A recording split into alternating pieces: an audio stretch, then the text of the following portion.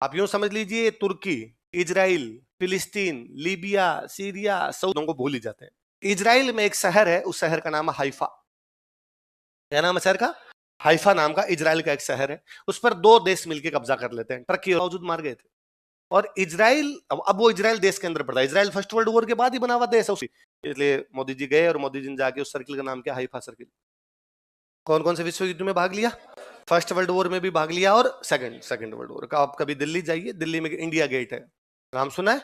देखा भी होगा, आप लोगों ने सुना भी होगा। इंडिया गेट पे आप देखेंगे तो उसमें कुछ लोगों के नाम लिखे हुए हैं, वो सारे फर्स्ट वर्ल्ड वॉर के शहीद हैं। वे इंडियन आर्मी के सोल्जर जो अंग्रेजों की तरफ से फर्स्ट वर्ल्ड वॉर में शहीद हुए थे, उनके नाम कहां लिखे हुए? उनके सम्मान में अंग्रेजों ने क्या बनाया था? तो खूब इंडियन आर्मी गई थी, पूरी इंडियन आर्मी ने उसके अंदर भाग लिया था आपने। मतलब यूं आप ये समझिए कि जब फर्स्ट वर्ल्ड वॉर चल रहा था, तब अपने भारत के एक बहुत बड़े नेता ने कहा था कि हमें तन मन धन से अंग्रेजों का साथ देना चाहिए। एक राजा तो इससे भी आगे निकले, उन एक नेता तो इससे भी आगे निकले। उन नेता ने तो गांव गांव में जाके कहा, अरे तुम्हारी एज तो मुझे लग रहा है 16 साल हो गई, यहाँ जाओ आर्मी में जाओ, लड़ो वहां पे जाके। तो लोगों को रिक्रूट करवाया था आर्मी के अंदर की आर्मी में शामिल होना चाहिए। वो पहले नेता जो कह रहे थे हमें तन मन धन से अंग्रेजों का साथ देना चाहिए, वो है बाल गंगाधर तिलक। कौन है? वो दूसरे नेता जो गांव गांव में जाके लड़कों को कह रहे थे कि तुम आर्मी में जाके शामिल हो जाओ, वो है महात्मा गांधी। वो कौन है? हिस्ट्री सफेद या काली नहीं है। अक्सर हम हिस्ट्री को ये समझते हैं कि या तो व्हाइट है या वो ब्लैक है, हिस्ट्री ग्रे है ना? तब के महात्मा गांधी की स्टेटमेंट है बाकायदा कि कई बार सवाल यह नहीं होता कि सही कौन है और गलत कौन है, या अच्छा कौन है और बुरा कौन है। कई बार सवाल यह होता है कि अधिक बुरा कौन है और कम बुरा कौन है। जर्मनी अधिक बुरी है, अंग्रेज कम बुरे हैं, इसलिए जर्मनी के खिलाफ हमें किसकी सहायता करनी चाहिए? जब अपने नेताओं की स्टेटमेंट ये है तो राजाओं की तो संधि है, राजा तो दोस्त है, तो राजाओं ने तो कहा साहब हम तो खुद ही आ रहे हैं लड़ने के लिए। पर बीकानेर के राजा को अंग्रेजों ने नहीं बुलाया। अंग्रेजों ने कई राजाओं को बुला लिया, कईयों को नहीं बुलाया, जो जरूरत पड़ी वैसे वैसे बुला रहे थे। बीकानेर का राजा कौन है? गंगा सिंह। तो गंगा सिंह ने अंग्रेजों को लेटर लिखा, भाई साहब ऐसा कैसे कर रहे हो, आप हमें तो बुला ही नहीं रहे और मैं भी युद्ध में लड़ना चाहता हूं। तो अंग्रेजों ने कहा भाई तुम भी अपनी आर्मी लेके जाओ। चले गए भाई। वहां जाते अंग्रेजों ने कहा भाई राजा जी आप तो यहाँ बैठो और आर्मी को लड़ने के लिए जाने दो। राजा ने कहा क्यों, मैं जाऊंगा लड़ने के लिए। अंग्रेजों ने कहा नहीं, हमारे यहाँ पे रूल है कि राजा और राजकुमार, किंग और प्रिंस युद्ध में आ तो सकते हैं लेकिन युद्ध में भागे। इंग्लैंड में खुद में राजा होता है, वहां का राजकुमार होता है, वो युद्ध में जाते, आर्मी की ड्रेस पहन के जाते, पर वो बैठे रहते, युद्ध में भाग लेते। राजा ने फिर रहने दो, मैं खुद लड़ूंगा। अरे तुम मर सकते हो, तो मर तो सैनिक भी सकता है, गोली तो उसके भी लग सकती है। अरे तुम महत्वपूर्ण नहीं, उसने कहा नहीं खुद लड़ूंगा, तब तो हमारी सेना लड़ेगी वरना रहने दो। फिर अंग्रेजों ने कहा ठीक है लड़ लो। तो कहां लड़ने के लिए? तो अंग्रेजों ने बीकानेर वाला आर्मी को भेजा टर्की। कहां भेजा? तुर्की। तुर्की जो देश है, तुर्की जिसको आप बोलते हो, टर्की जिसको, है ना? ये पहले बहुत बड़ा देश था। आप यूं समझ लीजिए, तुर्की, इजराइल, फिलिस्तीन, लीबिया, सीरिया, सऊदी अरब, लेबनान, जॉर्डन, ये पूरा का पूरा टर्की था। यहाँ का जो टर्की का राजा होता उस पूरे इलाके का राजा हुआ करता था। अपनी सेना गई थी, उसने टर्की को 10 युद्ध हराए थे। कितने युद्ध हराए थे? इस टर्की को टर्की बनाने वाला बीकानेर है। पहले बहुत बड़ा था कि यार राज्य इतना बड़ा, तेरा नाम है टर्की, टर्की है तो होना भी टर्की चाहिए फिर। तो ये टर्की बना के आए थे इसको। ये सऊदी अरब, इराक, ईरान, ये लेबनान, ये जॉर्डन, ये सब उसके बाद ही आजाद हुए थे, पहले ये सब उस टर्की के अंडर में आया करते थे। और गजब लड़ी थी अपनी आर्मी। यही नहीं, एक तो इतना महत्वपूर्ण युद्ध है, पता नहीं हम क्यों उसको याद नहीं करते। उसको याद नहीं करने का कारण यह है कि हम अंग्रेजों की तरफ से लड़ रहे थे और हमारी जो पूरी हिस्ट्री है वो एंटी ब्रिटिश है। भाई हिस्ट्री में अंग्रेजों को गालियां निकाली हुई है। अब यदि हम किसी युद्ध में क्या हम अंग्रेजों की तरफ से लड़े थे, फिर तो गालियां खुद को भी निकालनी पड़े, आपकी मान डाकण कौन कहे? तो हम ऐसे युद्धों को भूल ही जाते हैं। इजराइल में एक शहर है, उस शहर का नाम है हाइफा। क्या नाम है शहर का? हाइफा नाम का इजराइल का एक शहर है। उस पर दो देश मिलकर कब्जा कर लेते हैं, टर्की और जर्मनी। ये दोनों एक तरफ से लड़ रहे थे, तो कब्जा किसने कर लिया? टर्की और जर्मनी, इन्होंने कब्जा कर लिया। अब अंग्रेजों को वो कब्जा छुड़वाना है। वो अंग्रेज कहते हैं हमारा इलाका है, ये कब्जा हम छुड़वाएंगे यहाँ से। तो अंग्रेजों ने उस कब्जे को छुड़वाने के लिए 3 राजाओं की सेना भेजी, हैदराबाद, मैसूर और जोधपुर। कौन कौन से 3? हैदराबाद, मैसूर और, हैदराबाद के राजा को अपनी आर्मी भेज, मैसूर के राजा को अपनी आर्मी भेज, जोधपुर के राजा को अपनी आर्मी भेज। क्या आजाद करवाना अपने को? हाइफा। क्या आजाद करवाना? हाइफा। किससे? जर्मनी और टर्की। तीनों देशों की सेनाएं वहां पहुंच गई, तीनों राजाओं की सेनाएं वहां पहुंच गई। अब भाई पहले हमला कौन करेगा, बाद में कौन करेगा? तो अंग्रेजों ने कहा सबसे पहले हमला करेगा जोधपुर। यदि जोधपुर की पार नहीं पड़ेगी तो बाद में करेगा मैसूर। मैसूर की पार नहीं पड़ेगी तो लास्ट में हमला करेगा हैदराबाद। पहले कौन करेगा? जोधपुर, फिर कौन करेगा? मैसूर, फिर कौन करेगा? अकेला जोधपुर जर्मनी टर्की को हरा गया था। जिसमें जर्मनी टर्की वालों के पास में थी तोपें, अपने वालों के पास थी बंदूकें भाले तलवारें लिए हुए थे, उसके बावजूद मार गए थे। और इजराइल, अब वो इजराइल देश के अंदर पड़ता है, इजराइल फर्स्ट वर्ल्ड वॉर के बाद ही बना हुआ देश है, उसके बाद ये इनको इलाका ये दिया गया था, पहले यहां से उजाड़ दिया गया था, ये वापस आए थे यहाँ पर लोग। इजराइल इस बात के लिए बड़ा धन्यवाद देता है जोधपुर को, यार जोधपुर ने आके हमारे एक क्षेत्र को आजाद करवाया था, जोधपुर ने आके हमारे एक शहर को आजाद करवाया था। ये बात है 1918 की। कब की बात है? जब ये घटना हुई 2018 में। इस घटना को कितने साल पूरे हो रहे? अंग्रेज बड़े राजाओं के प्रति ग्रेटफुल रहे।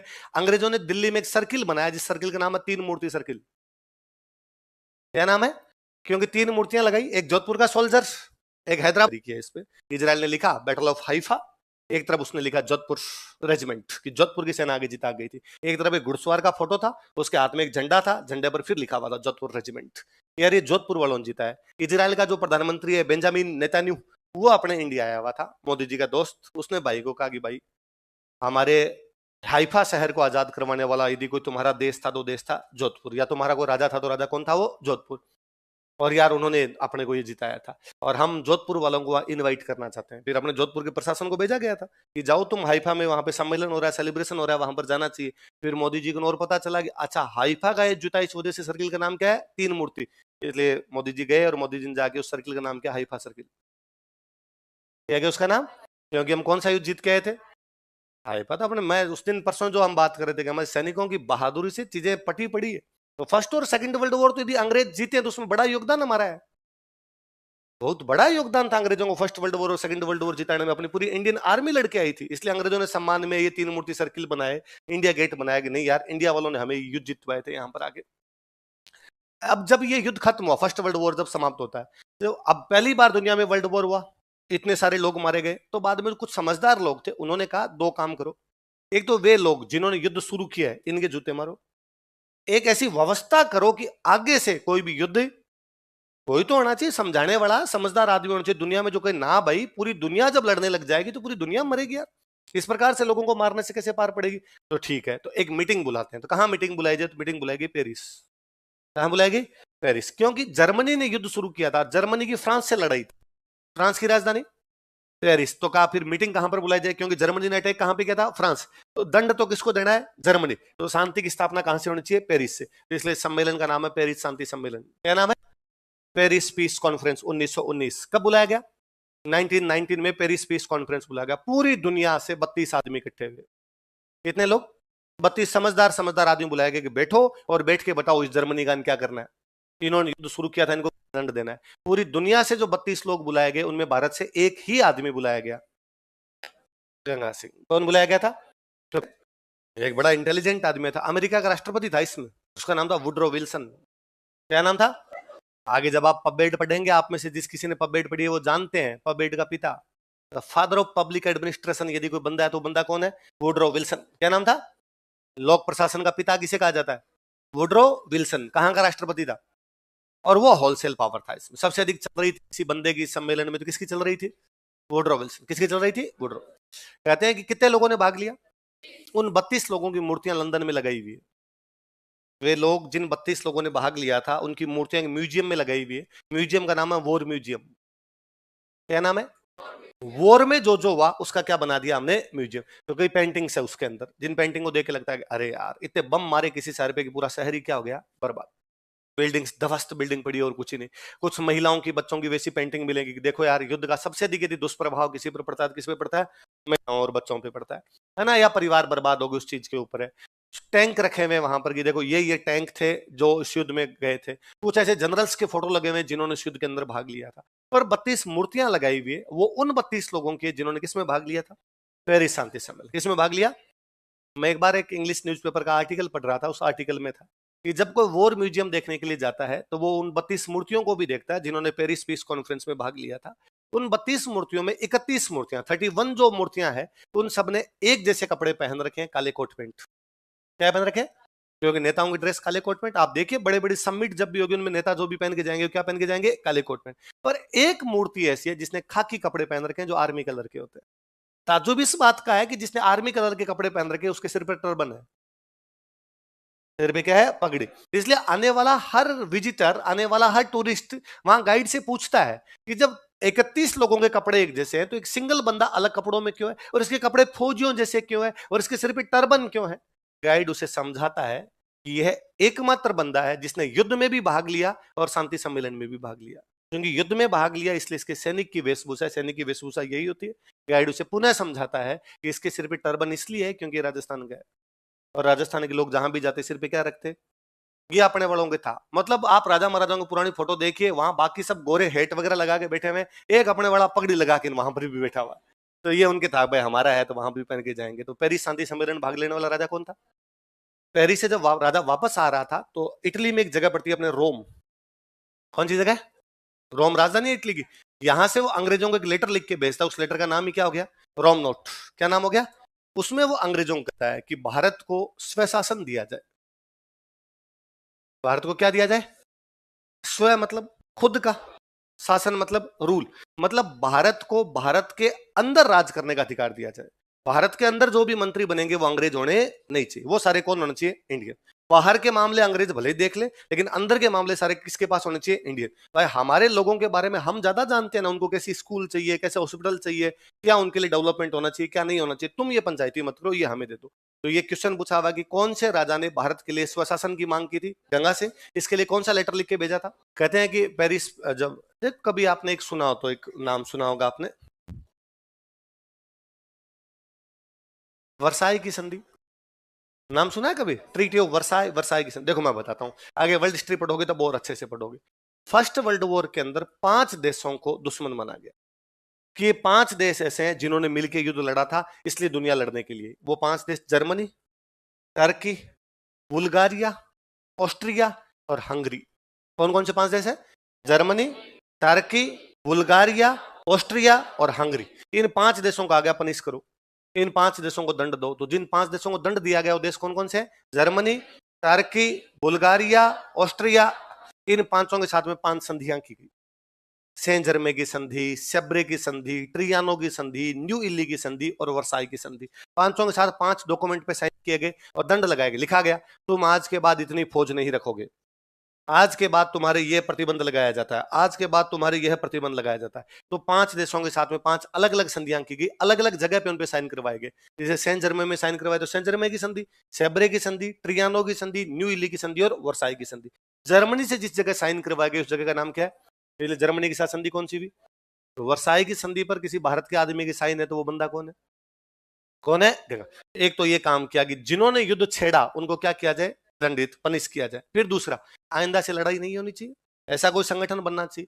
तो ऐसा संगठन बनाया गया, उसका नाम था लीग ऑफ नेशंस। क्या नाम था? नेशन मतलब देश, देश की एक क्या बना दीजिए? लीग। हिंदी में अपने उसको तब बोला करते थे राष्ट्र संघ। क्या बोलते? सेकेंड वर्ल्ड वॉर के बाद बनाया गया संयुक्त राष्ट्र संघ, यूएनओ। और फर्स्ट वर्ल्ड वॉर के बाद क्या बनाया गया था? राष्ट्र संघ, या इंग्लिश में क्या कहते हैं उसको? League of Nations. क्या बोलते? तो एक संगठन बनाया लीग ऑफ नेशंस और कहा भाई सारे नेशन इस लीग के मेंबर बनो और के दो कि आइंदा से हम कोई भी लड़ाई नहीं करें, और लड़ाई करेंगे तो पंचायती करने के लिए कौन आएगा? League of Nations. तो सब देश अपना अपना नाम लिखवा रहे थे।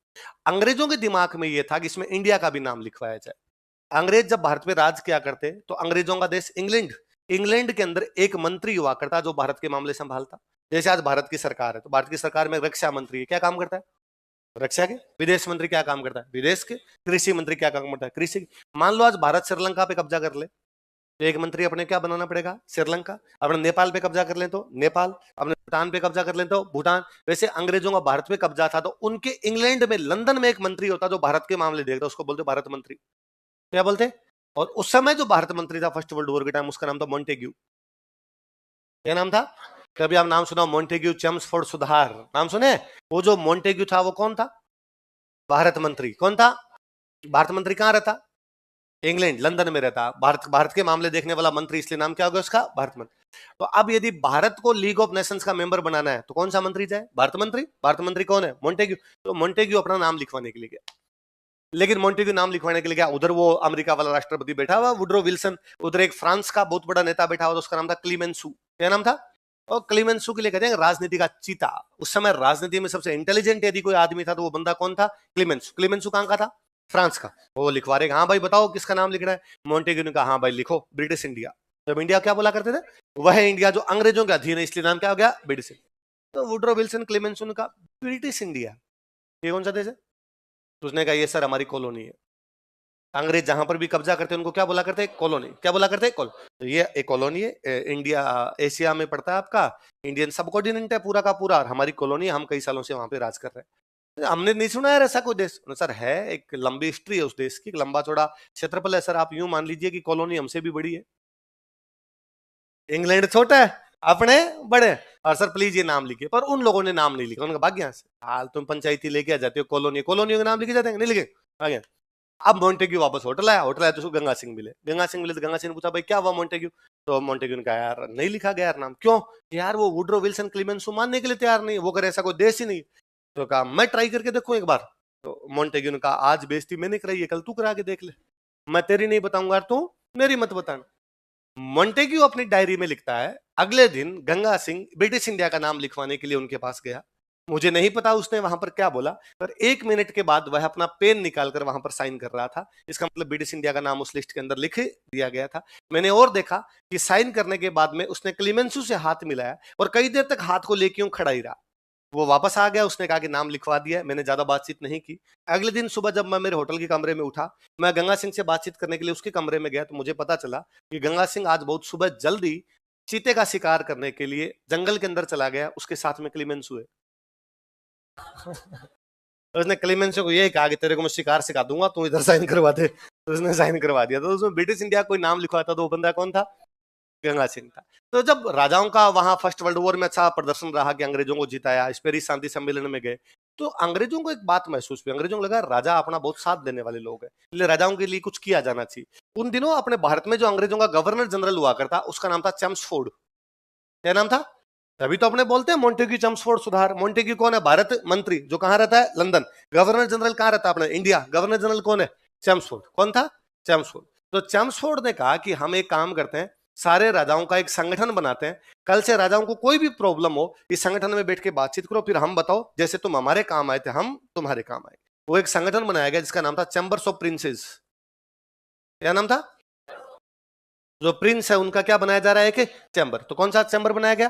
Chambers of princess. किसके द्वारा? 1921 में। कब बनाया गया?